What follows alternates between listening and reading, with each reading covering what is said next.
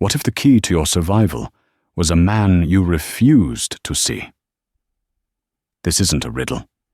It's the true story of how a single, ugly decision made in the sterile quiet of a private airport terminal brought a billion-dollar airline crashing down to earth.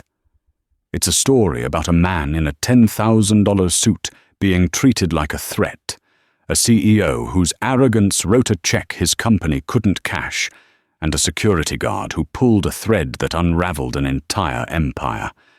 They blocked a black investor at the gate, convinced he didn't belong. Hours later, their airline didn't exist. Stay tuned, because this is a story of karma served ice cold at 30,000 feet.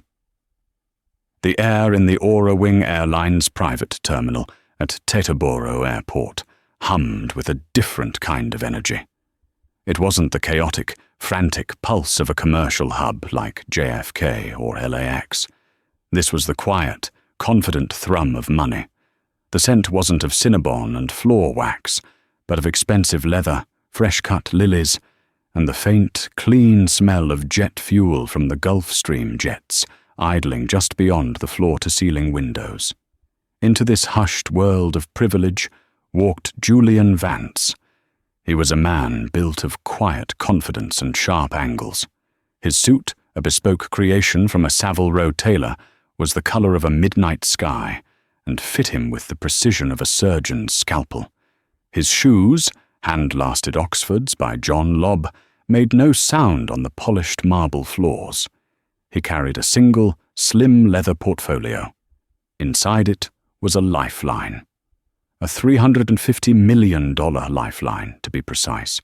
Julian was the founder and managing partner of Vance Capital, a firm that had carved out a fearsome reputation for breathing life back into dying giants.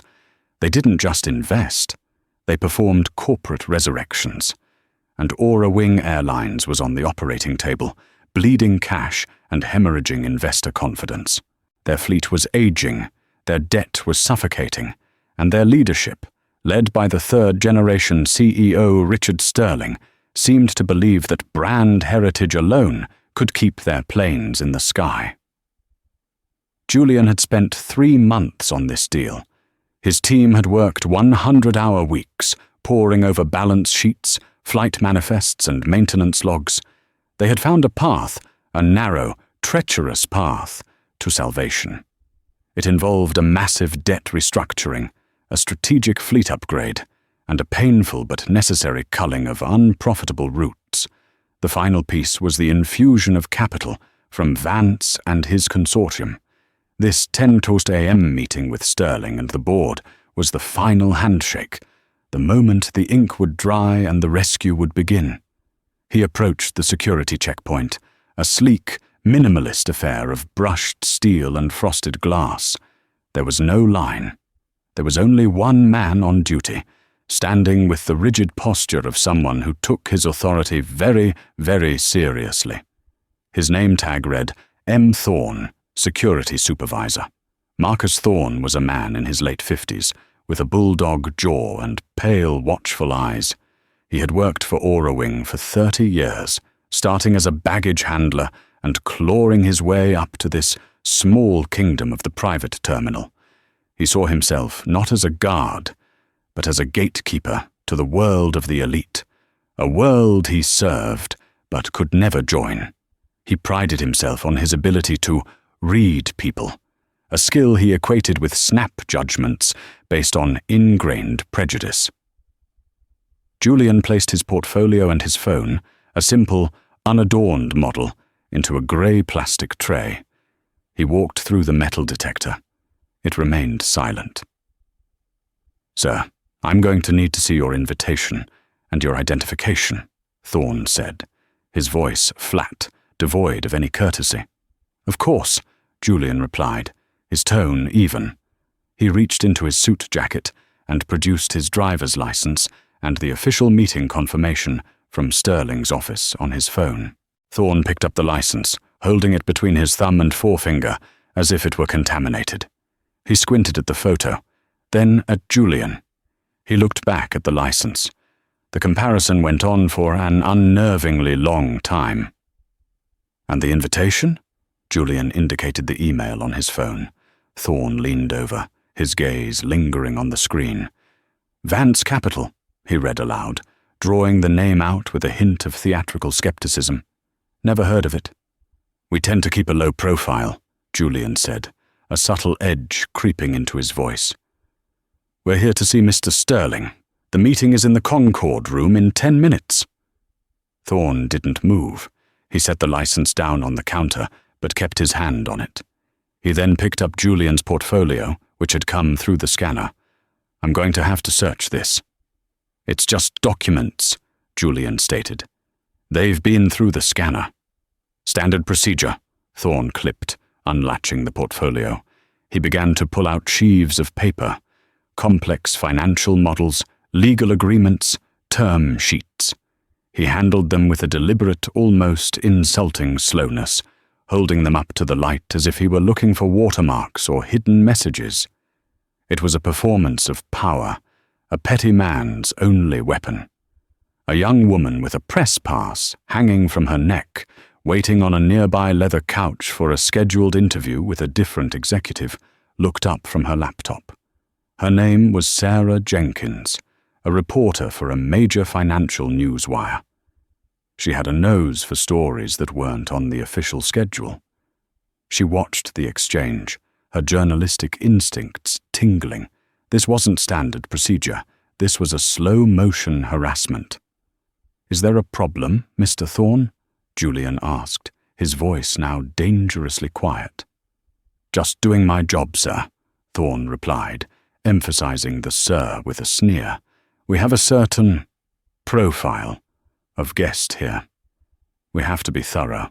Can't be too careful these days. The implication hung in the air, thick and toxic. You don't fit the profile? Julian's jaw tightened. He had faced this his whole life. The quiet slights, the backhanded compliments, the surprise on people's faces when he was the one in charge. He had built an empire on being smarter, faster, and more disciplined than the men who looked past him, who saw his skin color before they saw his intellect. He thought, perhaps naively, that at this level, in a room where a 9-figure deal was about to be signed, he might finally be past it. He was wrong. My profile, Julian said, his eyes locking with Thorne's, is that of the man who is single-handedly keeping your boss's company from filing for Chapter 11 bankruptcy next week. Now, if you are finished with your thorough inspection of my papers, I have a meeting to attend. Thorne's face flushed a deep, angry red. He had been challenged. His little fiefdom had been threatened. He slammed the portfolio shut. I'm not finished, he snarled, and you're not going anywhere until I am. The quiet hum of the terminal had evaporated. The air was now thick with a tense, brittle silence.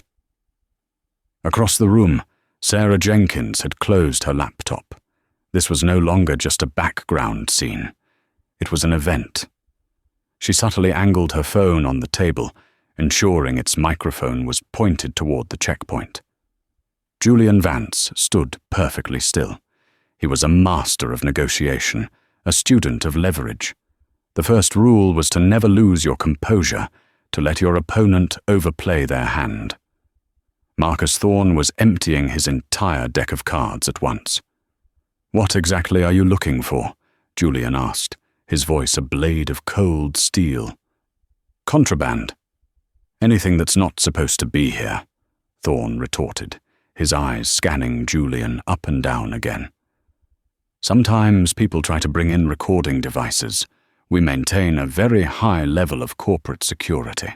So you believe the man invited by your CEO to invest 1/3 of $1 billion into your company is here to conduct espionage with a fountain pen? Julian's question was so precise, so laden with incredulous logic, that Thorne had no immediate answer. He fell back on the only thing he had: procedure and authority. You're being uncooperative, sir. This is a secure area. My word is final." "Your word is final," Julian repeated softly. "I see. Then perhaps we should get a second opinion." He looked past Thorne, toward the reception desk, where a nervous-looking attendant was pretending to be busy with her computer. "Could you please get Richard Sterling on the phone for me? Tell him his 10 a.m. appointment is being detained at his own security gate." Panic flashed in Thorne's eyes, quickly replaced by a stubborn doubling down. He couldn't back down now. It would be an admission of fault, a loss of face. He puffed out his chest.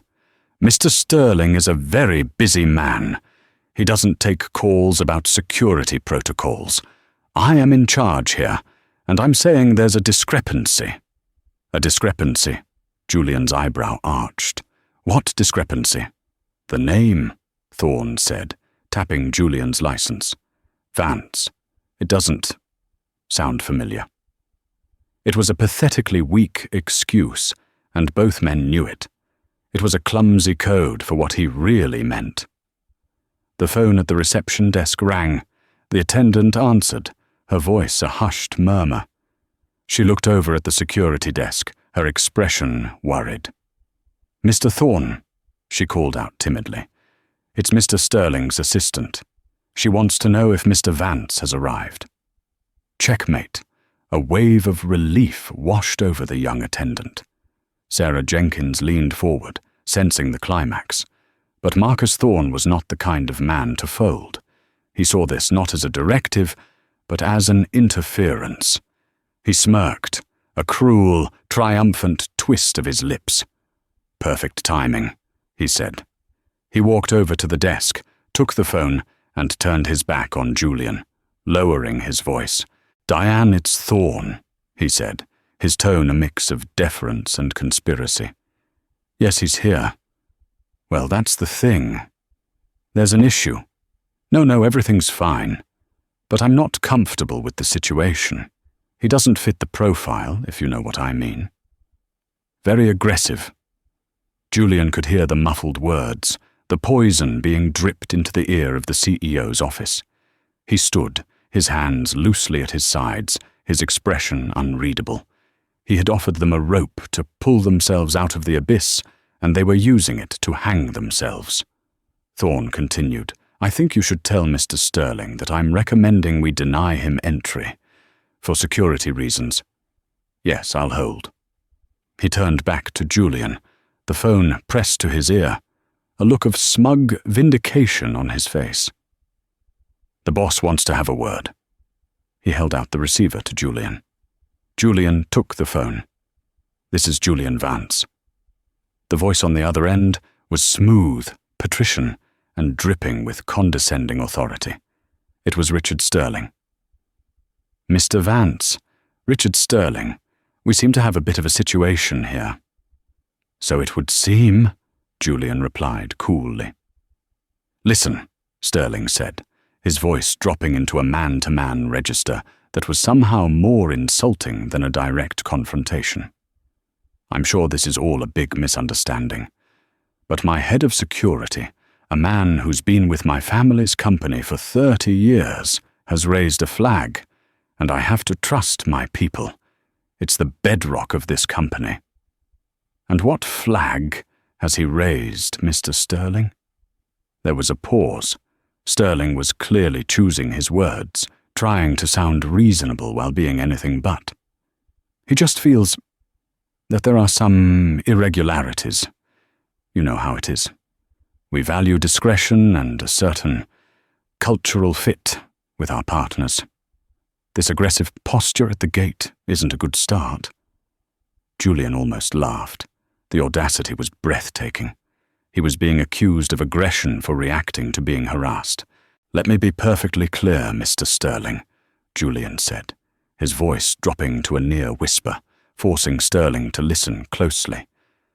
"Your man, Mr. Thorne, has detained me without cause, implied I am a liar and a security threat, and has now slandered me to you over the phone.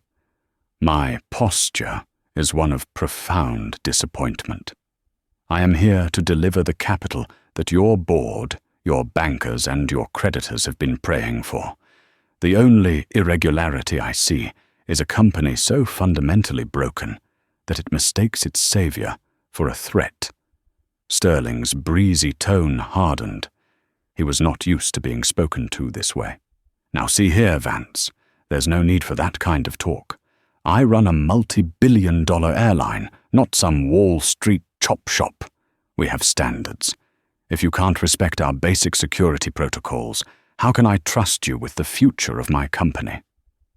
It was the moment of truth, the point of no return. Julian could swallow his pride, apologize for an offense he didn't commit, and save the company. Or he could uphold his dignity. For Julian Vance, that was never a choice. "You're right, Mr. Sterling. You shouldn't trust me," Julian said, the words echoing in the silent terminal. "Because as of this moment, any trust I had in your organization's ability to conduct itself with a shred of professionalism has evaporated." "What are you saying?" Sterling asked, a note of alarm in his voice. "I'm saying the meeting is cancelled. Vance Capital is withdrawing its offer. Good luck with Chapter 11. Julian hung up the phone. He didn't slam it down. He placed it gently back in its cradle. He turned to the stunned Marcus Thorne, whose face had gone from smug red to a pasty, sickly white. He picked up his portfolio and his driver's license. He looked Thorne directly in the eye. "You have a nice day, Mr. Thorne," he said, and then, with the same unhurried grace with which he had arrived, Julian Vance turned and walked out of the terminal, leaving behind the deafening sound of a multi-billion-dollar empire beginning to crumble. Sarah Jenkins was already typing furiously into her phone, her heart pounding.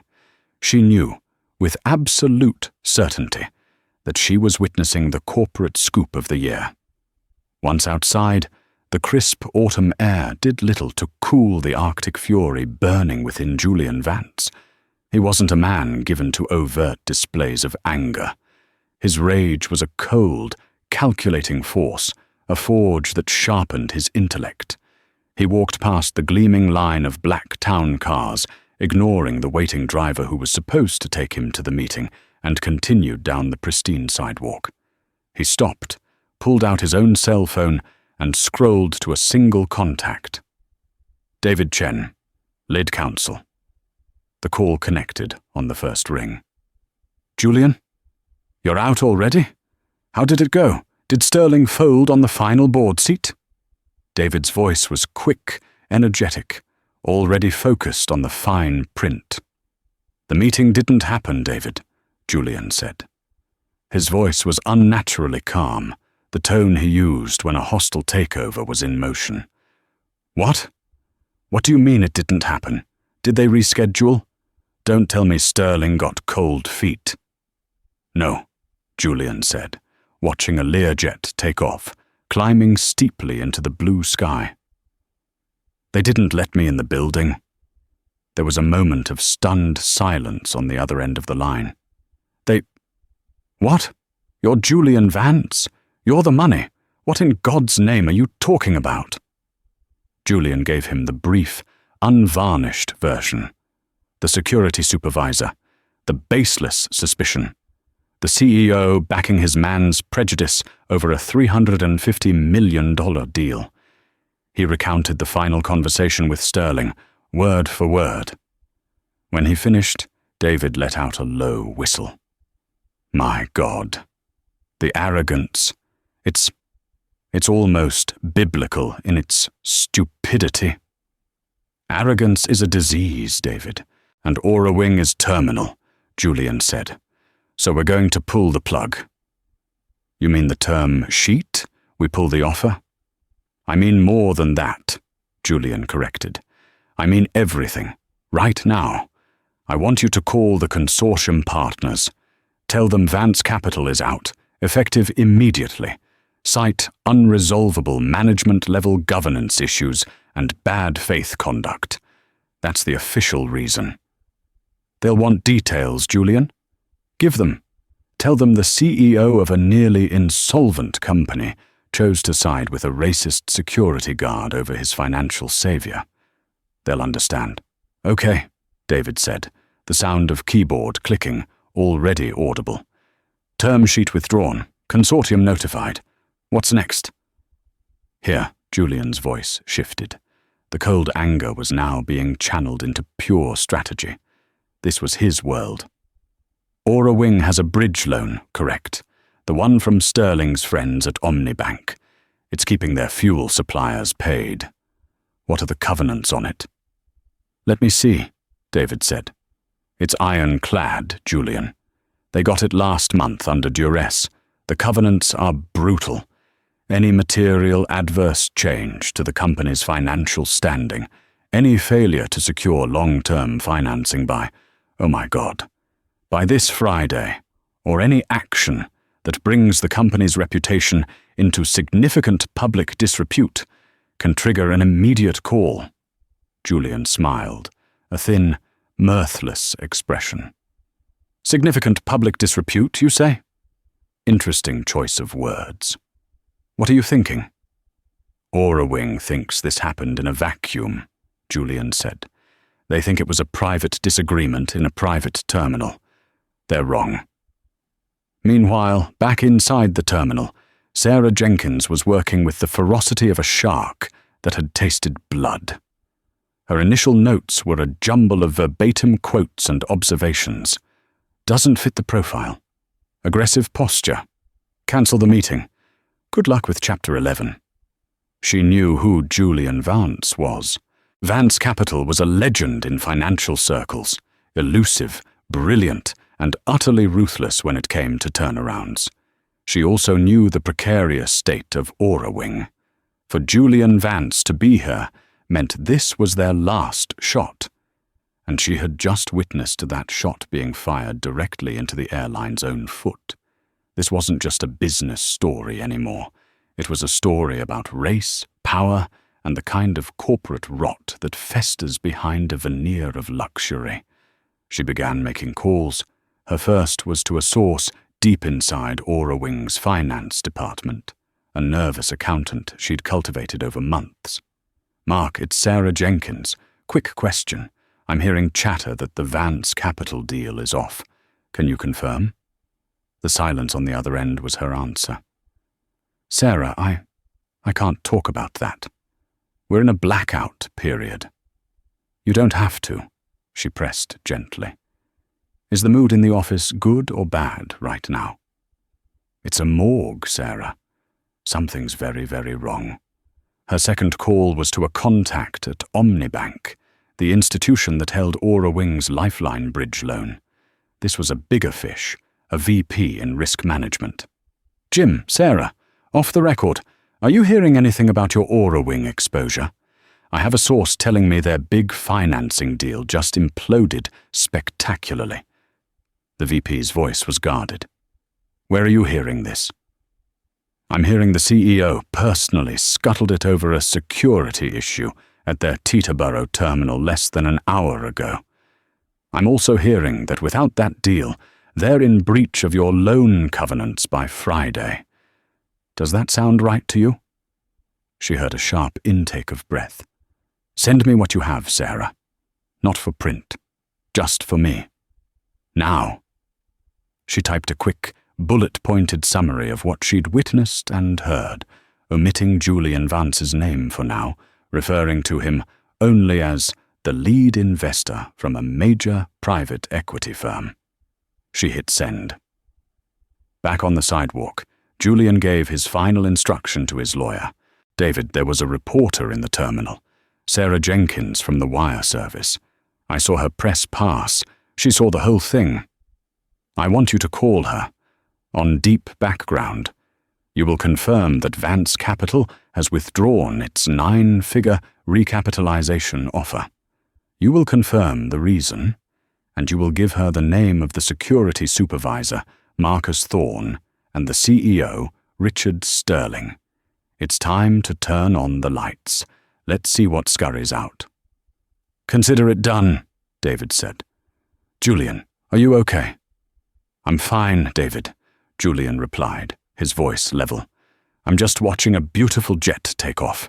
It's amazing how quickly something so large can fall out of the sky if its engines fail. He ended the call.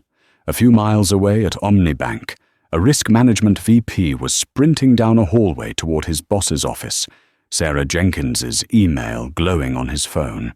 And in a newsroom in Manhattan, Sarah's phone buzzed. It was a call from a restricted number. A lawyer for Vance Capital was on the line, ready to give her the final pieces she needed to light the fuse. The first domino had been pushed. The rest were about to fall faster than anyone could have imagined. Inside the Concorde room at Aura Wing headquarters, the mood had curdled from anxious anticipation to confused irritation. Richard Sterling sat at the head of a mahogany table, so large it had its own zip code. He was flanked by his board members, a collection of pale, aging men in identical navy suits, most of whom had inherited their seats just as he had. "He's 20 minutes late," grumbled Harrison Croft, a board member whose family had a controlling stake in Aura Wing's primary catering supplier. "It's unprofessional, not a good sign."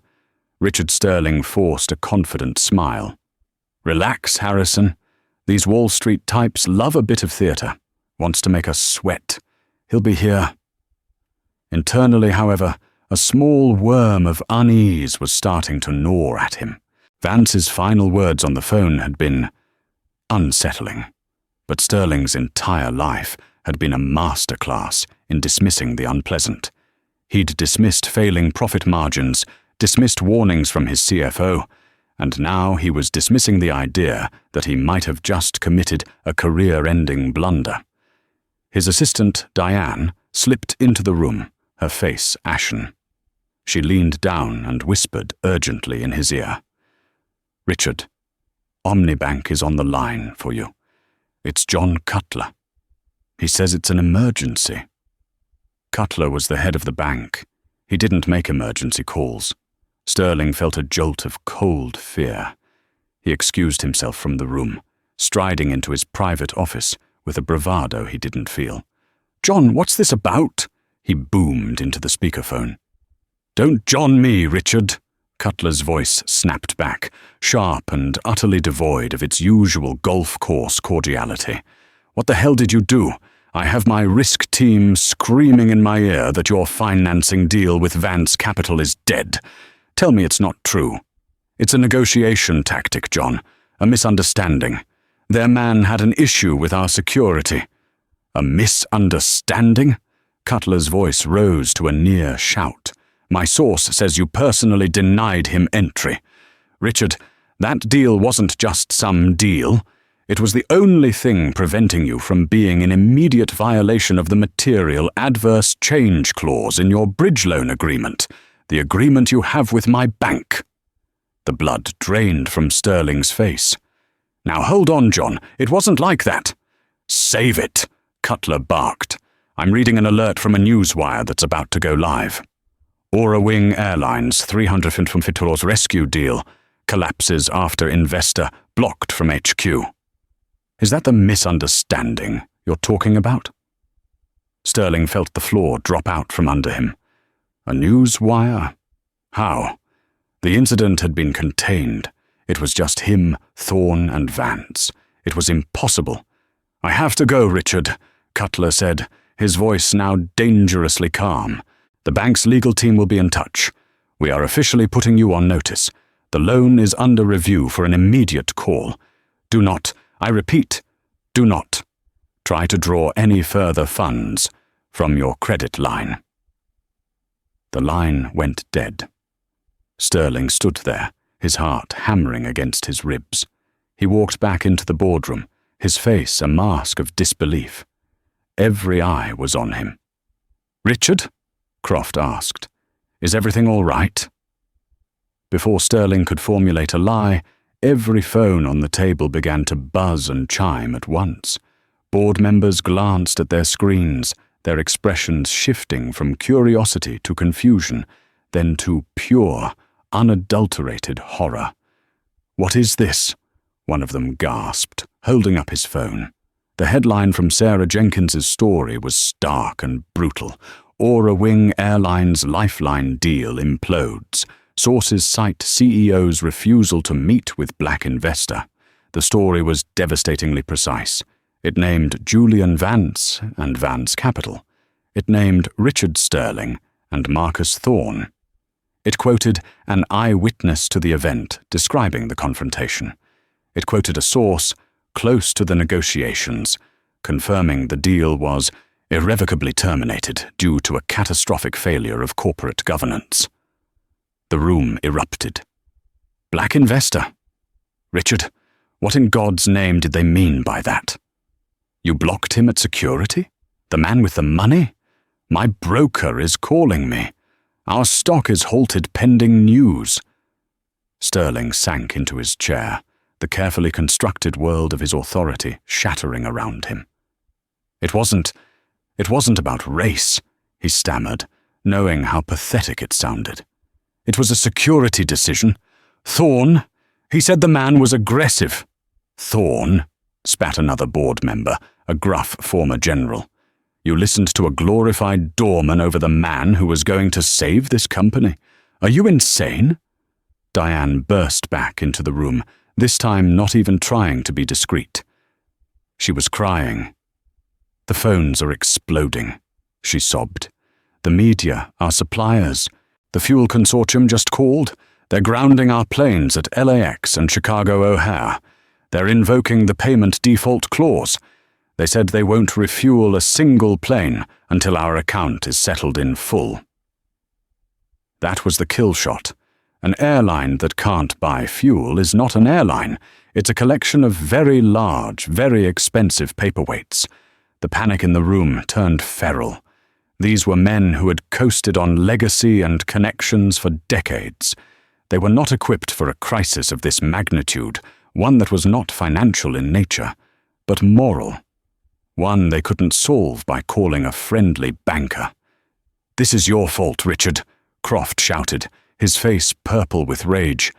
"You and your petty prejudices, you've destroyed us, my family's legacy. Gone." "We need a statement. We need to deny it," another wailed. "Deny what?" the general countered grimly. "The story has names, times, quotes. It's a kill shot. We're already dead. We just haven't stopped twitching yet." Richard Sterling didn't hear them.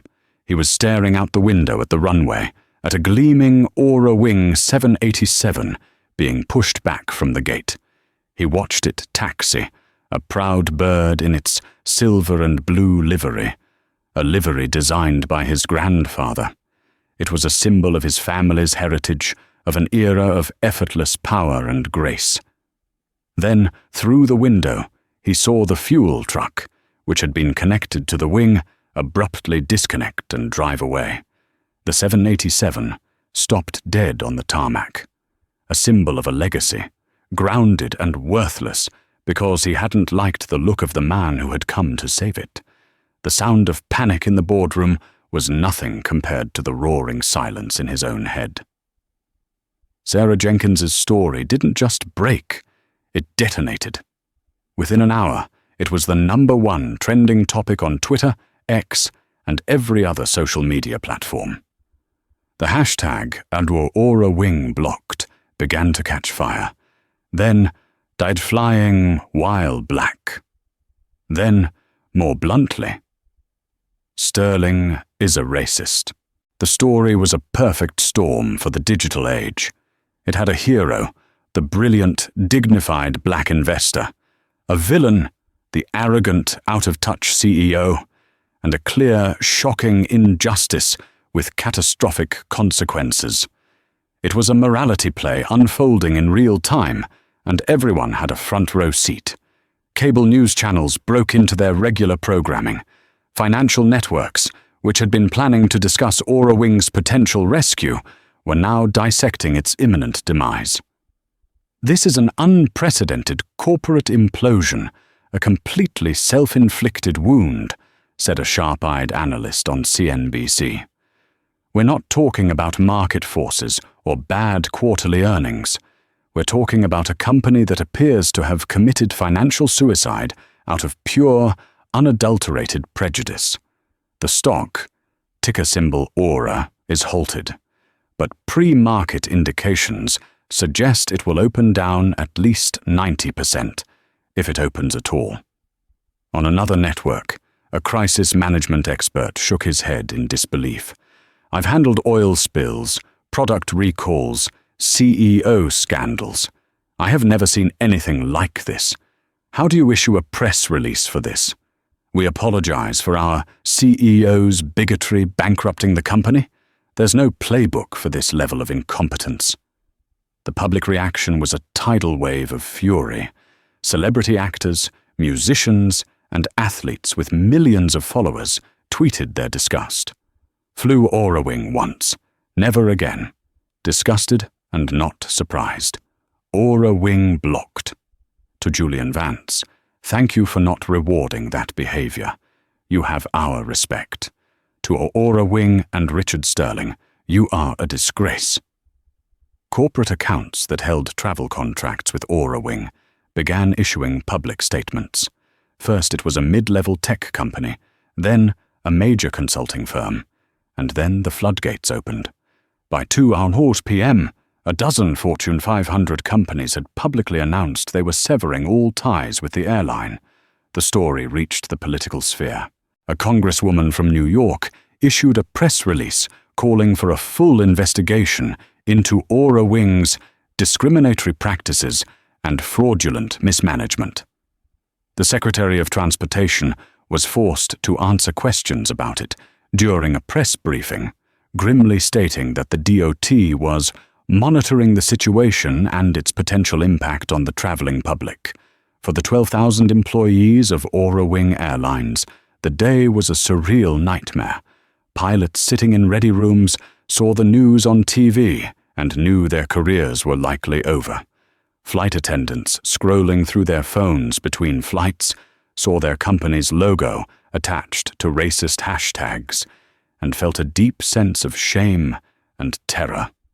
Gate agents and mechanics from Miami to Seattle suddenly saw the company they had given their lives to become a global pariah. Their anger was directed squarely at one man, Richard Sterling. The internal company message boards, usually filled with scheduling questions and birthday wishes, became a raging inferno of digital mutiny. 30 years I've worked here. 30 years. And it all ends because our Silver Spoon CEO couldn't handle seeing a black man in a nice suit. I am sick to my stomach. Does anyone know if our paychecks for this week are going to clear? Forget the paycheck. What about our pensions? Sterling's family will be fine. What about ours? But perhaps the most searing indictment came from an unexpected source.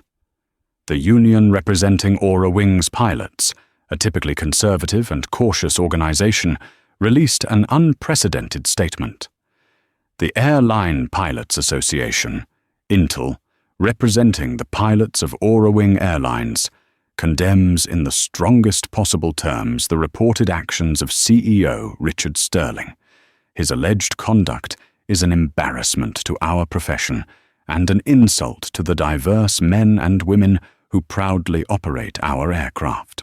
Mr. Sterling's personal failings have jeopardized the livelihoods of thousands of dedicated employees and tarnished a once proud brand beyond repair. We have zero confidence in his leadership. This was more than just bad press. It was a total collapse of internal and external trust. The company wasn't just financially bankrupt, it was morally bankrupt. The brand, once a symbol of American prestige, was now toxic, radioactive. Back at Vance Capital, Julian Vance and his team watched the firestorm from the quiet of their conference room. There was no celebration, no sense of victory. There was only a grim, somber mood. Julian had set out to save a company, not to destroy it. But he had been left with no other choice. "The vultures are circling," David Chen said, looking at a screen filled with messages from other private equity firms and liquidators. "They want to know if we're interested in picking up the assets in bankruptcy court." Julian stared at the screen, at the Aurawing logo being dragged through the mud.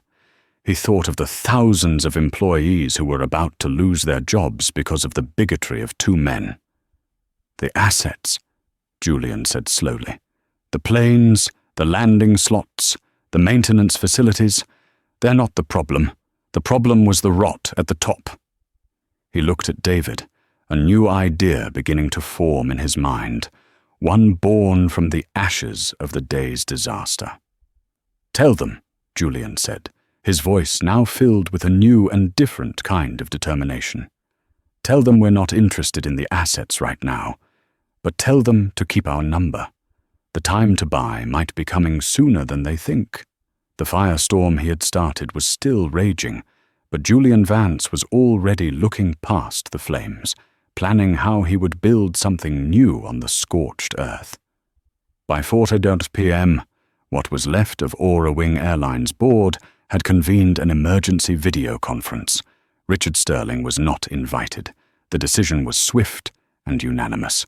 They drafted a statement that was less a corporate announcement and more a desperate act of self-preservation.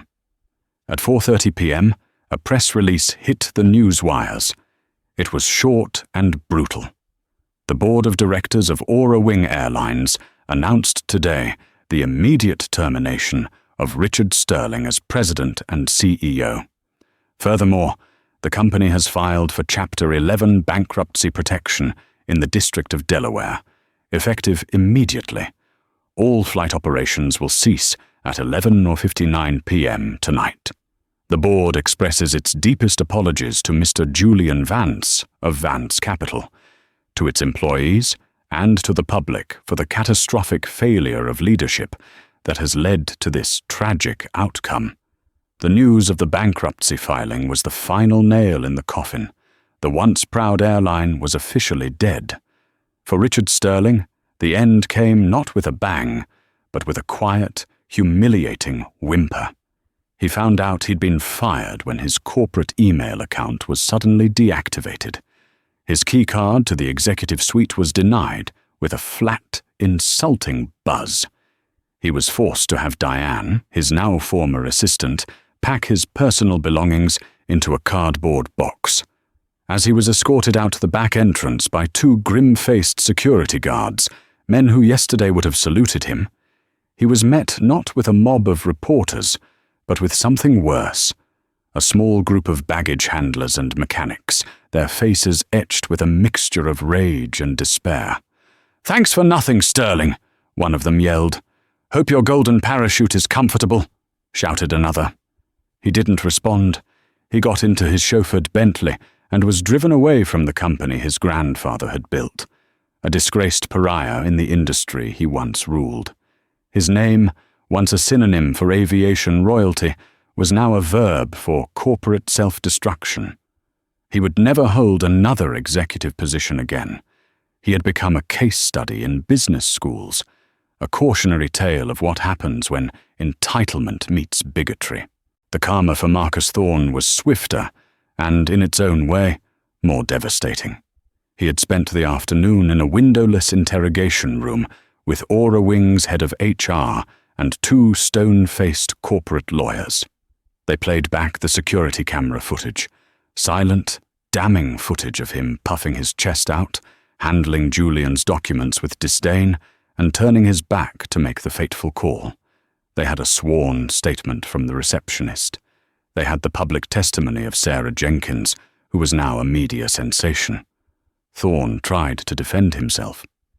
"I was following protocol. I was protecting the company. He seemed suspicious."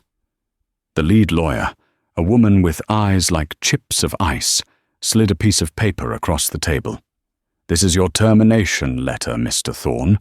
Cause, gross misconduct, and actions leading to catastrophic financial and reputational damage to the company. Your pension is forfeit due to the cause of dismissal. You have 10 minutes to clear out your locker. You will be escorted from the premises." "Forfeit?" Thorne stammered, the word sucking the air from his lungs. "My pension? I've been here for 30 years. I gave my life to this company. And today," the lawyer said without a trace of emotion, "you took the company's life in return. We're done here." Thorne was walked back to the private terminal, the scene of his petty tyranny just hours earlier. The lilies, the leather chairs, the quiet hum of money. It all seemed to mock him now. He cleaned out his small metal locker, the contents of a 30-year career fitting neatly into a plastic grocery bag, a spare uniform, a worn paperback, a framed photo of his late wife. As he walked out the employee entrance into the parking lot, his world had shrunk. He wasn't a powerful security supervisor anymore. He was an unemployed, nearly 60-year-old man with a stain on his record so profound he'd be lucky to get a job as a night watchman at a warehouse. He had traded his entire future for a fleeting moment of perceived power over a man he felt didn't belong. That evening, the final Aura Wing flight, AWS-78 from Honolulu to San Francisco, touched down.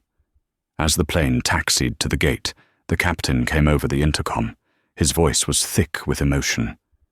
"Ladies and gentlemen, on behalf of the flight crew, I want to thank you for flying with us tonight on this, the final ever flight of Aura Wing Airlines. It has been our deepest honor to serve you for over 70 years. We wish you all the very best. Good night and goodbye." A hush fell over the cabin. Some passengers, aware of the day's news, began to applaud softly, a sad, respectful tribute to the crew. One of the flight attendants, a woman who had been with the airline for 25 years, quietly wept in the galley. Across the country, hangar doors were closed. Ticket counters were shuttered. The elegant silver and blue logo of Aura Wing Airlines was already being prepared for removal. The empire had not just fallen, it had vanished, all because one man, standing at a gate, decided another man didn't look the part. 3 months later, the name Aura Wing Airlines existed only as a cautionary tale whispered in boardrooms and a case study taught in business ethics classes. Its physical remains were being unceremoniously dissected in a sterile Delaware bankruptcy court. The proceedings were a grim spectacle, a corporate autopsy where creditors, competitors, and bottom-feeding liquidators circled the carcass, eager to pick off a landing slot here, a maintenance contract there. Julian Vance was also there, but he was not a scavenger. He was a master architect, waiting for the ground to be cleared before laying a new foundation. He and his team from Vance Capital operated with surgical precision. While other firms bid frantically on individual assets, Julian had his sights set on the heart of the operation. He let them fight over the scraps, the aging short-haul jets, the outdated IT systems, the leases on undesirable airport gates. He waited patiently until the court bundled the most valuable, strategic assets together. The coveted international landing rights at Heathrow, Narita, and Charles de Gaulle. The entire fleet of new, fuel-efficient Boeing 787 Dreamliners, and the state-of-the-art maintenance hangars in Dallas and Seattle. The bidding for this prime package was tense. A rival private equity group, known for ruthless cost-cutting, pushed the price up. But Julian didn't flinch. He had done the math. He knew the true value, untethered from the poison of Aura Wing's brand and the incompetence of its leadership. With a final decisive bid, it was done. Vance Capital and its new consortium didn't just own the best parts of the old airline, they owned its potential. The vultures were left with the bones. Julian Vance had walked away with the soul. Back in a gleaming, light-filled office overlooking Central Park, an open-plan space that was the philosophical opposite of Aura Wing's dark, mahogany-paneled tomb, the real work began. This was not a rebranding. It was a complete rebirth. "The name," a branding executive announced, gesturing to a large screen, "is Meridian Air. It signifies global connection, precision, and the highest point of service. It's clean, modern, and has absolutely no baggage." The logo was a simple, elegant silver arc over a deep blue sphere, suggesting a plane, circumnavigating the globe. Julian nodded, a rare, genuine smile touching his lips. It's perfect. It looks forward, not back. His new executive team, a hand-picked roster of the industry's brightest minds, buzzed with energy. His head of operations, a sharp woman named Elena Rostova, whom he'd lured away from a major international carrier, laid out the next steps. Our hiring events in Aura Wing's former hub cities have been overwhelmingly successful, she reported. We're giving preferential interviews to their former pilots, flight crews, and mechanics. These are highly qualified, dedicated professionals who were betrayed by their leadership. The gratitude is palpable. They aren't just looking for a job, they're looking for a home where they'll be respected. Julian leaned forward, his expression serious. Let's be clear about the culture we're building here. At Aura Wing, who you knew mattered more than what you knew. Your last name could get you a seat on the board. We will be the opposite. Meridian Air is a pure meritocracy. I don't care what you look like, where you come from, or who you love. I care about one thing, excellence. Our standard is performance, period.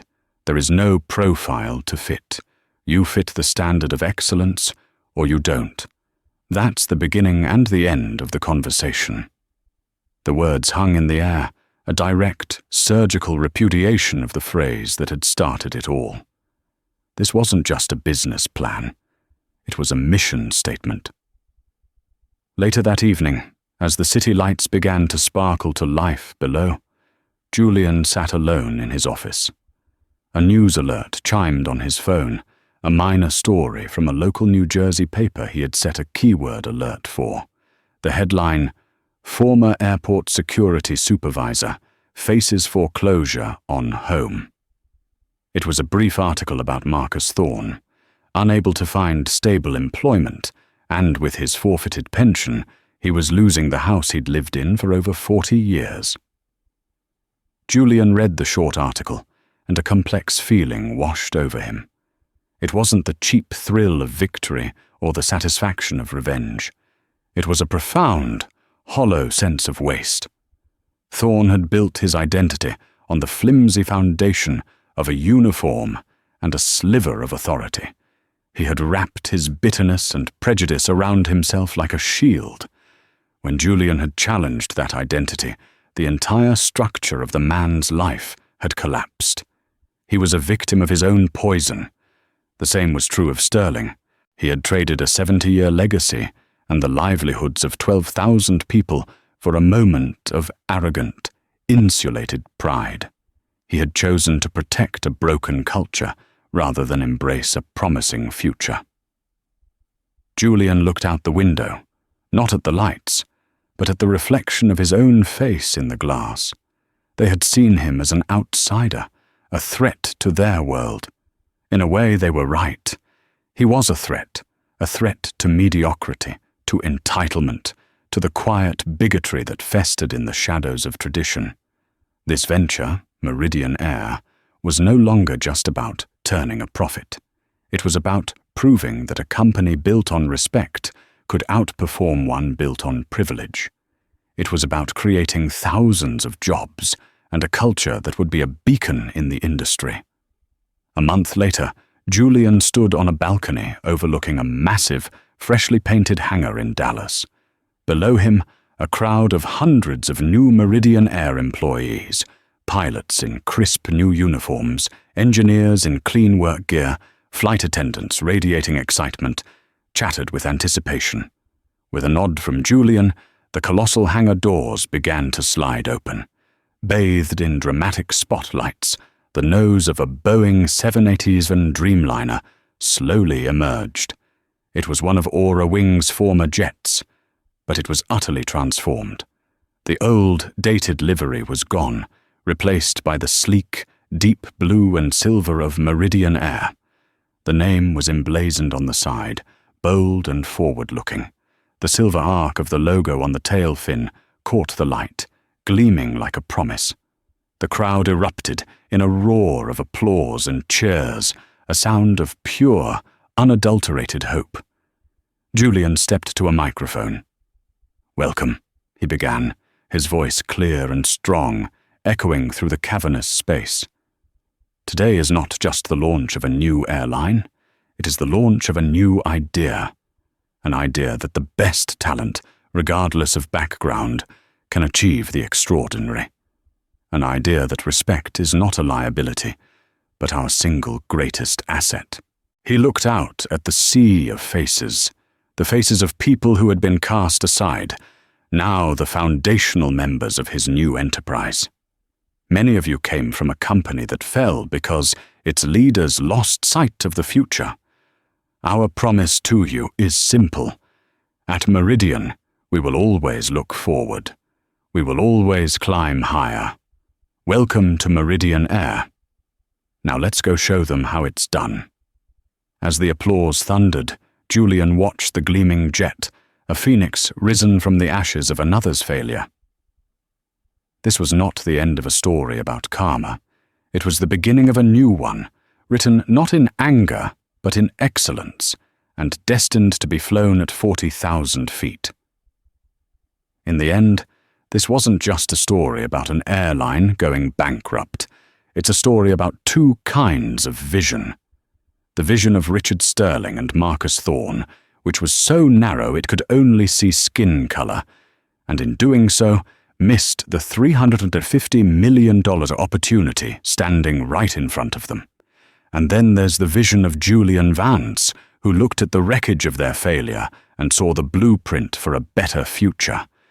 The hard karma here wasn't just that the airline failed, it's that the man they rejected is now building a new, more inclusive, and more successful company from its bones. It's a powerful, real-life reminder that prejudice isn't just morally wrong, it's bad for business. Arrogance can ground a fleet faster than any snowstorm. If this story resonated with you, please hit that like button and share it with someone who needs to hear it. And make sure you subscribe and turn on notifications, because we bring you powerful stories like this every week, stories that don't just entertain, but make you think. Thanks for listening.